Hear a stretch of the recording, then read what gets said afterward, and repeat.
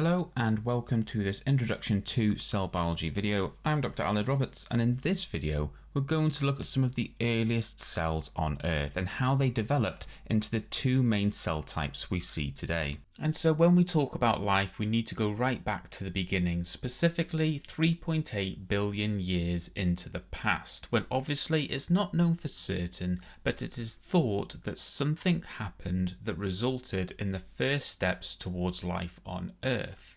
And this was around 750 million years after the Earth had formed. Now, it's a strange idea to imagine, but for the entire 750 million year period, Earth was completely sterile where no life existed at all. And the reason for this comes down to the conditions on early Earth. You see, primitive Earth was extremely hot, lacked many of the key ingredients needed for life, and was essentially a primordial soup of simple precursor chemicals. However, over time these chemicals reacted with one another, forming new molecules. Now, it might seem a bit far-fetched, but experiments like the famous Miller-Urey experiment have shown us that under conditions thought to mimic early Earth, so high heat, limited atmospheric gases, and energy from electrical storms, these simple molecules could combine to form more complex compounds. And from this point, step by step, these compounds gave rise to the first self-replicating systems, initially RNA, which was superseded by DNA, and eventually, after hundreds of millions of years of gradual chemical evolution, the first true cell appeared, and with them, life on Earth had begun. Now, this cell from which all life on Earth is thought to have emerged from is known as the common ancestor, and we can see how much this has changed by looking at the tree of life. We can see a visual representation of how all living things are related to one another based on similarities and differences in their genetic code. And so it all begins with a common ancestor, the first life on Earth. From this point, life began to diversify and evolve, and very early on there was a major evolutionary split. This gave rise to two distinct cell types. The cell at this single point of origin is often referred to as LUCA, the Last Universal Common Ancestor. Now, LUCA wasn't the very first life form on Earth, but rather the most recent ancestor from which all living things today have descended. And so from this early division, two major branches appeared, the bacteria and the archaea. Both groups consist of single-celled organisms, many of which were, and still kind of are, well adapted to the extreme environments of early Earth. Together, these two groups are often described as the prokaryotes. More on that term in just a moment. Then much later, around 2 billion years ago, as the environment became more stable, a third branch emerged. These were cells with a more complex internal structure, giving rise to the eukaryotes. From this group came the great diversity of complex life, everything from fungi and yeast to plants and eventually animals like us. And so through evolutionary history, life has essentially evolved into one of two great categories, prokaryotes or eukaryotes. Which group an organism belongs to depends entirely on the structure of its cells. Prokaryotes are organisms made up of single cells that lack internal membrane-bound organelles. Their cellular structure is simple yet highly efficient, allowing them to thrive in a wide range of environments. Eukaryotes, on the other hand, can either be single-celled or multicellular. What sets them apart is that their cells contain membrane-bound organelles, including a nucleus, which gives them a more complex internal organization. Now, this fundamental divide between prokaryotes and eukaryotes helps explain why prokaryotes have remained some of the smallest cells on Earth, while eukaryotes have gone on to evolve into some of the largest and most complex organisms alive today, from the blue whale to the giant coast redwood tree. And if we were to look at these cells down the microscope, we would see clear differences in their cellular structure, and so we will unpack this a little and go through the basic structure of some representative prokaryotic and eukaryotic cells. So let's start with the prokaryotic cell. Its structure begins with a phospholipid bilayer. Sometimes this is just a single membrane, the cytoplasmic membrane, but in some bacteria there are two, an inner cytoplasmic membrane and an outer membrane. These membranes enclose the cytoplasm, which is a dense viscous liquid filled with all the molecules the cell needs to survive. Then within the cytoplasm we find the cell's genetic material, which is usually organised as supercoiled molecules of circular DNA. This simply means the DNA is tightly twisted and folded in on itself, reducing its size so that it can fit within the cell.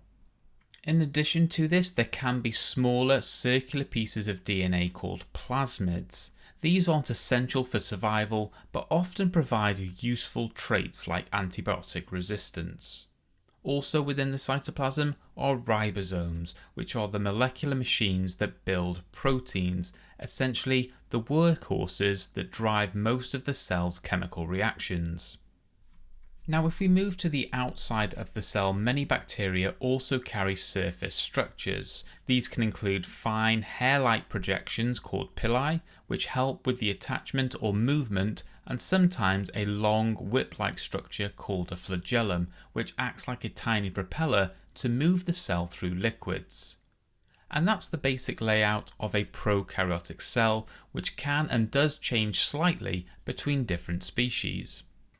Now, our eukaryotic cells share some of the same fundamental features as prokaryotes. They have a phospholipid bilayer that separates the external environment from the inside of the cell, and within that boundary is the cytoplasm, a viscous liquid that houses all of the components needed for the cell. Now, within the cytoplasm we find a supportive framework made up of intermediate filaments, microfilaments and microtubules. Together, this cytoskeleton gives the cell its shape, provides some rigidity and helps with the movement of organelles within the cell. Also present are centrosomes, which play a crucial role in cell division, ensuring chromosomes are pulled into the right part of the cell as it divides. Moving on to some smaller membrane-bound organelles, we have peroxisomes, which contain oxidative enzymes that help break down molecules and assist in various metabolic processes. Similarly, we have lysosomes, which contain powerful digestive enzymes used to degrade unwanted materials. We have vacuoles, which act as storage compartments holding different substances depending on the cell type. And when the cell needs to release molecules to its surroundings, it uses secretory vesicles, which fuse with the cell membrane and release their contents into the external environment, often as part of the cell-to-cell communication system. Now, amongst these smaller components we have ribosomes, which are especially important. As in our prokaryotes, ribosomes are the sites of protein synthesis. They read messenger RNA and assemble proteins through the process of translation. And so with that we can now shift on to the larger organelles, the mitochondria, often described as the powerhouse of the cell, generating most of the energy that the cell needs.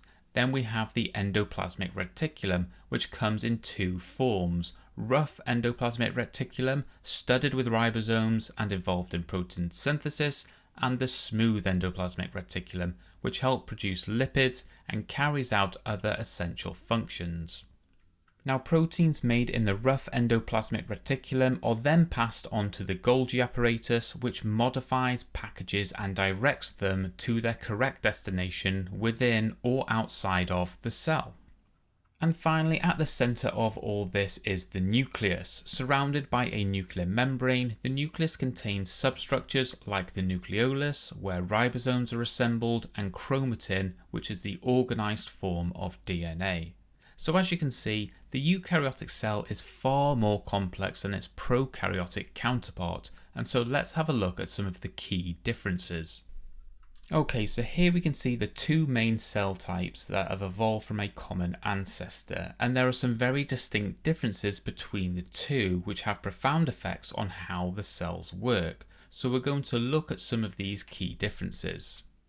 The first and the most obvious is size, such as the diameter of the cells. Eukaryotic cells are large, measuring between 10 and 100 micrometers on average, and if we compare this to prokaryotic cells, they are small, measuring around 1 micrometer in length.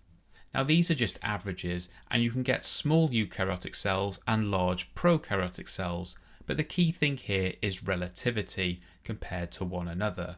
We'd say eukaryotic cells are large and prokaryotic cells are small. Next we have the nucleus. This is a membrane-bound organelle which is present in all of eukaryotic cells but absent in our prokaryotic cells, and this essentially affects the way in which genes are transcribed and translated into proteins.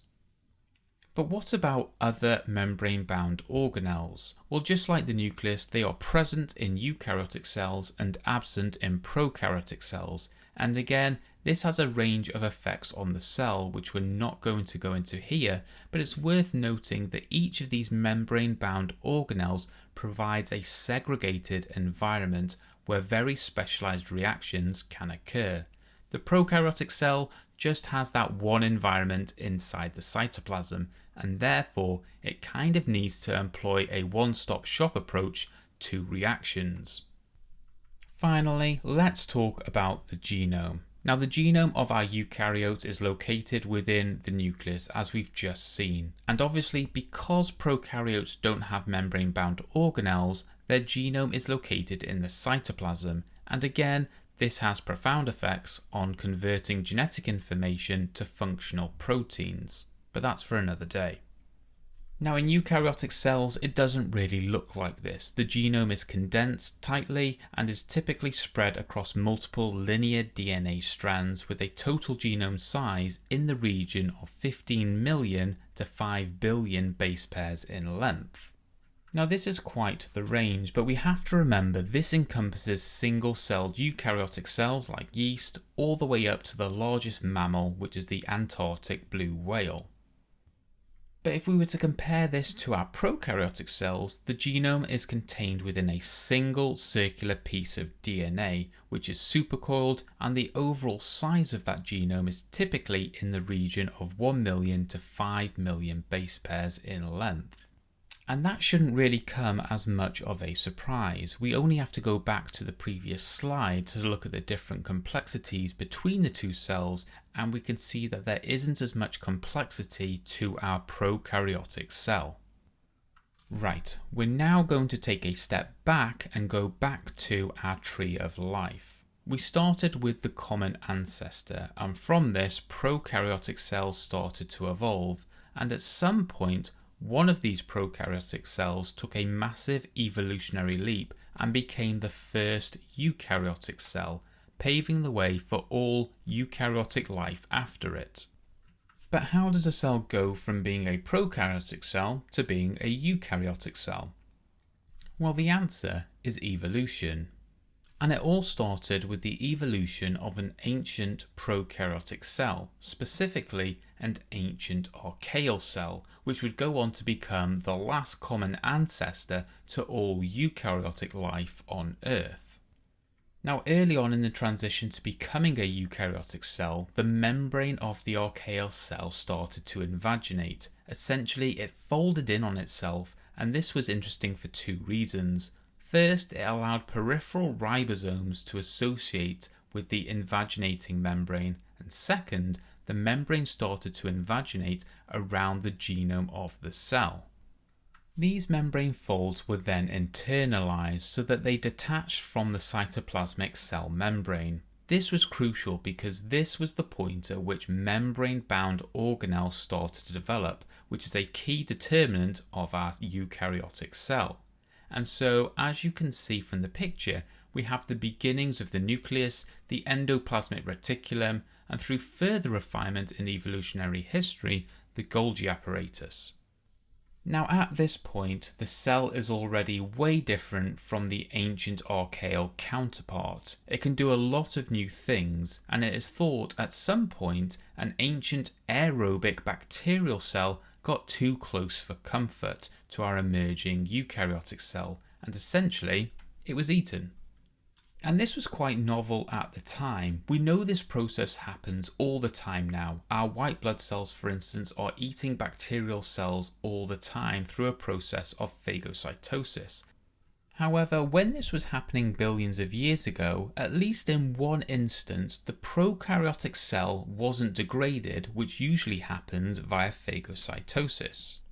And so it was kept alive and functioning, forming a sort of symbiosis with the host cell. Essentially, the host cell provides it with nutrients and protection in return for useful outputs, which, if you remember, I said it was most likely an aerobic bacteria that was internalized. Now over time, this would start to form a pro-mitochondrion. Not quite a mitochondria by modern standards, but it was the beginning of a mitochondria. The membrane that surrounded the bacterial cell started to break down and change, and through millions of years of evolution, we ended up with the formation of the mitochondria, providing advanced methods of energy generation, allowing eukaryotic cells to grow much bigger and complete more complex reactions. Now, as always, this is a best guess, but it is an educated guess. DNA has been found in mitochondria which could be reminiscent to its days as a bacterial cell. And with that, we come to the end of this video. Hopefully you found the content useful, informative, and most importantly, easy to understand. Thanks for watching, and I hope you have a great day.